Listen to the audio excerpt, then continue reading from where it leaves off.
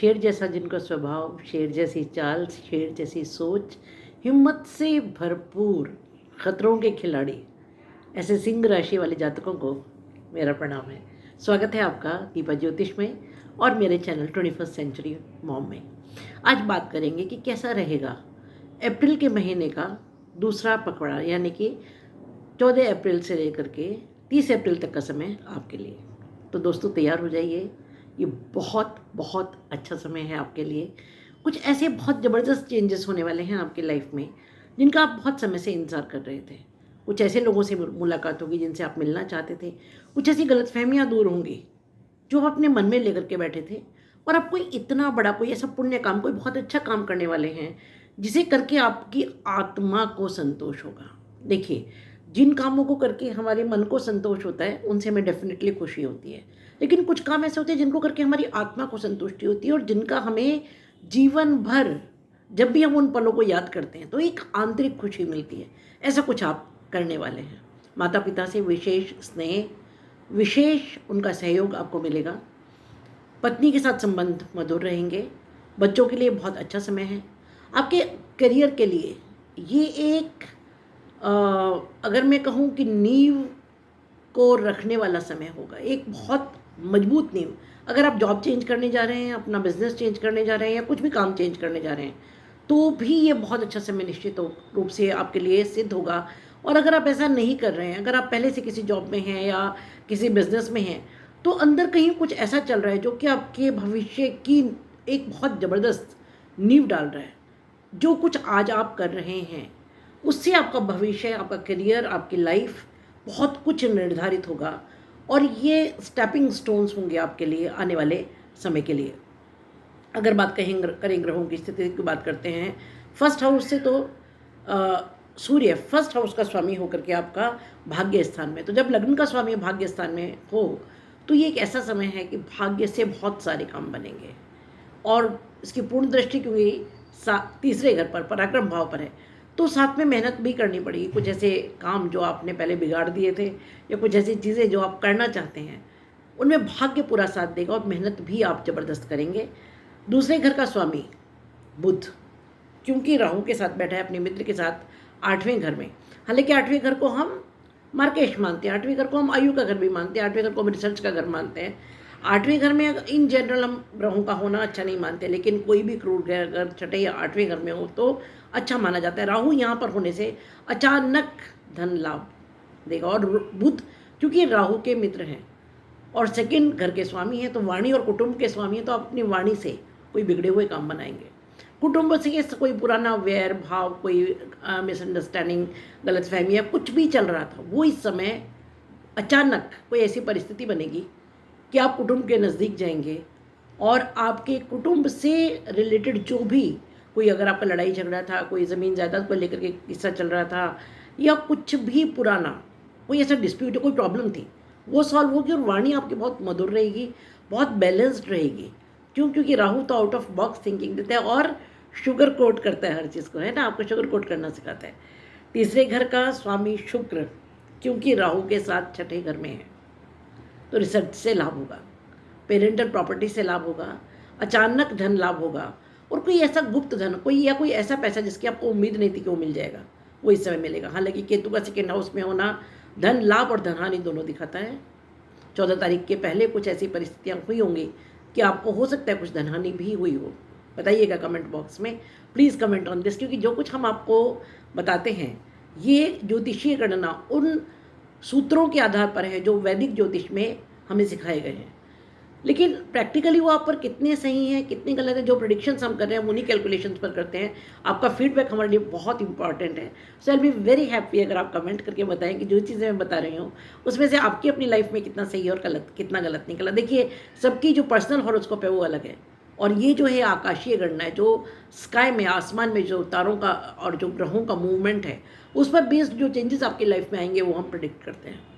तो ये अलग अलग लोगों के लिए अलग अलग हो सकते हैं, पर इन जनरल थोड़ा बहुत इम्पैक्ट उसका हर किसी की लाइफ पर होगा। बात करते हैं चौथे घर की, तो चौथे घर में क्योंकि वृश्चिक राशि है और वृश्चिक राशि का जो स्वामी है वो मंगल है, और मंगल इस समय आपका 7वें घर में है शनि के साथ। जो कि थोड़ा सा आपको क्रोध दिला सकता है, जो कि थोड़ा सा आपको स्पीड देगा, काम में स्पीड आएगी। पार्टनर के साथ थोड़ा सा मतभेद हो सकता है, आपके पति या पत्नी के साथ या बिजनेस पार्टनर्स के साथ, उसको थोड़ा सा संभालिएगा। लेकिन मंगल आपको बिजनेस में तेजी देगा, काम में तेजी देगा, और क्योंकि पूर्ण दृष्टि फर्स्ट हाउस पर है तो स्वास्थ्य अच्छा होगा और आपकी सोच पॉजिटिव होगी। आप हो सकता है किसी लंबे समय से किसी निराशा से गुजर रहे हो, उस निराशा से आपको मुक्ति मिलेगी। बात करते हैं आपके 5वें घर की, तो 5वां घर में क्योंकि धनु राशि है जिसका स्वामी बृहस्पति है, वो भाग्य स्थान में बहुत अच्छी जगह है। विद्या से कंसर्न, संतान से कंसर्न, कोई बहुत अच्छे बेनिफिट्स इस समय आपको मिलेंगे। बुद्धि से कंसर्न, करियर से कंसर्न, कुछ बहुत अच्छा ऐसा होगा जो आप बहुत समय से करना चाह रहे थे। आप बहुत धन लगा करके आप कोई कॉम्पिटिटिव एग्ज़ाम की तैयारी कर रहे हैं, या फिर आप स्पेकुलेशन में हैं, अगर आप सट्टे में हैं, या फिर आप शेयर्स का काम करते हो, तो इस समय बहुत ज़बरदस्त बेनिफिट आपको उसमें मिलेगा। बात करते हैं 6ठे घर की, तो यहाँ मकर राशि जिसके स्वामी शनि आपके केंद्र में बैठे हुए हैं 7वें घर में, और बहुत स्ट्रांग पोजीशन में, क्योंकि अपनी ही राशि में है। तो पहली बात तो शत्रुहंता है। दूसरी बात ये है कि आपको इस समय जो भी काम आप कर रहे हैं उसके कुछ बहुत लॉन्ग टर्म बेनिफिट्स मिलेंगे। आपकी मैरिड लाइफ में भी जो चीज़ें चल रही हैं वो आपके एक लंबे भविष्य की नींव आज रख रही हैं, और बिजनेस में भी जो कुछ आप कर रहे हैं उसके लॉन्ग टर्म बेनिफिट्स डेफिनेटली आपको मिलेंगे। शत्रुओं का ज़बरदस्त नाश होगा, कोई पुरानी बीमारी से आपको छुटकारा मिलेगा, ऋण से छुटकारा मिलेगा, और ये समय आपके लिए बहुत अच्छा सिद्ध होगा। बात करते हैं 7वें घर की, तो 7वें घर में क्योंकि शनि अपनी ही राशि के स्वामी होकर के खुद बैठे हुए हैं, तो पार्टनरशिप बहुत स्ट्रांग बिल्ट होगी, और साथ में मंगल है। तो शनि क्योंकि शनि शनि धीरे धीरे कुछ काम कराते हैं, लेकिन मंगल क्या करते हैं, स्पीड कराते हैं। तो अब क्या होगा कि कोई ऐसे काम जो आपकी फैमिली में, आपके हस्बैंड और वाइफ के बीच, आपकी पार्टनरशिप में, आपके बिजनेस में बहुत समय से बहुत धीमे धीमे चल रहे थे, अब अचानक उनमें स्पीड आएगी और उसके रिजल्ट्स मिलेंगे।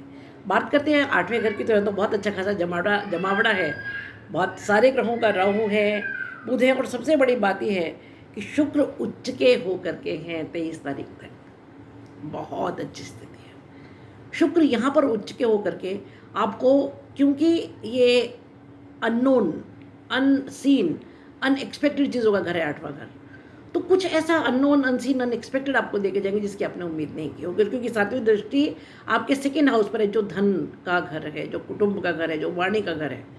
तो बहुत अच्छा कुछ मिठास, धन से संबंधित, परिवार से संबंधित, वाणी से संबंधित बहुत अच्छा कुछ 23 अप्रैल के पहले करके जाएंगे। कुछ ऐसा जैसा जो मैंने बोला ना कि आत्मा का सुख, मन की शांति, कुछ ऐसा जो बहुत लंबा भविष्य निर्धारित करके जाएगा, वैसा कुछ आपको ये दे करके जाएगा। और राहु, बुध और शुक्र की जो युति इस 8वें घर में है, ये कोई मिरेकल करके जाएगी आपकी लाइफ में। हाँ, हालांकि 24 अप्रैल तक ही यहाँ पर शुक्र हैं। 24 अप्रैल के बाद शुक्र चले जाएंगे आपके भाग्य भाव में, जहाँ उस समय सूर्य, बृहस्पति और शुक्र होंगे। वाह, दोनों गुरु एक ही घर में, और वो भी राजा के साथ। 24 अप्रैल से 1 मई तक का समय बहुत अच्छा है, कुछ बहुत अच्छा होगा, कुछ ऐसा मेमोरेबल जो आप लाइफ टाइम याद रखेंगे, समथिंग वेरी गुड। क्योंकि राजा के साथ जब दोनों गुरु हों तो कहने ही क्या है, तो बहुत ज़बरदस्त कुछ आपको मिलेगा। हालांकि इसके बाद जब 1 मई के बाद जुपिटर सेकेंड हाउस में, आपके 10th हाउस में, शुक्र में, वृष राशि में चले जाएंगे, तो आपके कर्म स्थान में शुक्र का होना भी बहुत अच्छा होगा। क्यों? क्योंकि तब पूर्ण दृष्टि आपके सुखेश पर, 4th हाउस पर होगी। उसके बाद का मैं एक अलग से वीडियो बनाऊंगी, पर अभी बता रही हूँ कि ये समय आपके लिए वाहन खरीदने के लिए, मकान खरीदने के लिए, माता का सुख, ये चीज़ें ज़बरदस्त मिलेंगी। उसके बाद भी, उसके बाद की स्थिति भी बहुत अच्छी होगी। और शुक्र का सूर्य के साथ रहना भाग्य भाव में, 5 घी में सिर कढ़ाई में, it's going to be a very good time. बात करते हैं आपके 10वें घर की, तो 10वें घर में क्योंकि वृष राशि जिसके स्वामी शुक्र हैं, जो जब 8वें घर में है तब भी आपको बहुत अच्छा परिणाम देंगे, और 9वें घर में आके तो गजब परिणाम देंगे। 9वें का शुक्र तो कहते हैं कि वारे किनारे कर देता है। बात करते हैं 11वें घर की, तो बुध 11वें घर के जो स्वामी हैं, इच्छा पूर्ति के जो स्वामी हैं, वो एक्चुअली 9 अप्रैल से आपके 8th हाउस में यहाँ पर नीच के होते हैं बुध, लेकिन राहु के साथ होने से एक अच्छी बात है, क्योंकि राहु मित्र है, तो राहु बुध को संभाल लेंगे, तो इच्छा पूर्ति होंगी, लेकिन अचानक होंगी, और कहीं कहीं वो आपको ऐसा लगता है कि हर्डल्स आ रही हैं, हर्डल्स आ रही हैं, हर्डल्स आ रही हैं, हो नहीं रहा है, और फिर अचानक कुछ हो जाएगा। तो ये इच्छा पूर्ति का घर, लाभ का घर है आपका जो 11वां घर है। और 11वें घर का स्वामी जब 8वें घर में हो तो फिर गुप्त धन, गुप्त विद्या, रिसर्च, आर्कियोलॉजी, कुछ अचानक अनएक्सपेक्टेड आपको मिलेगा। बात करते हैं 12वें घर की, तो 12वें घर का जो स्वामी है चंद्रमा, वो 18-19-20 आपके फर्स्ट हाउस में रहेगा। ये दिन ऐसे रहेंगे जब आपको बहुत सारी मेंटल स्ट्रेंथ मिलेगी, क्योंकि चंद्रमा जब सूर्य के साथ होता है, चंद्रमा रोशनी किससे प्राप्त करता है? सूर्य से। और चंद्रमा माँ का कारक और सूर्य पिता का कारक, तो दोनों का इकट्ठे होना मतलब lots of blessings from your parents. कुल मिलाकर के महीना आपके लिए बहुत अच्छा है, इसका सदुपयोग कीजिए। मैं आपको कुछ चीज़ उपाय बताऊंगी, अगर आप कर सके तो बहुत ही अच्छा है।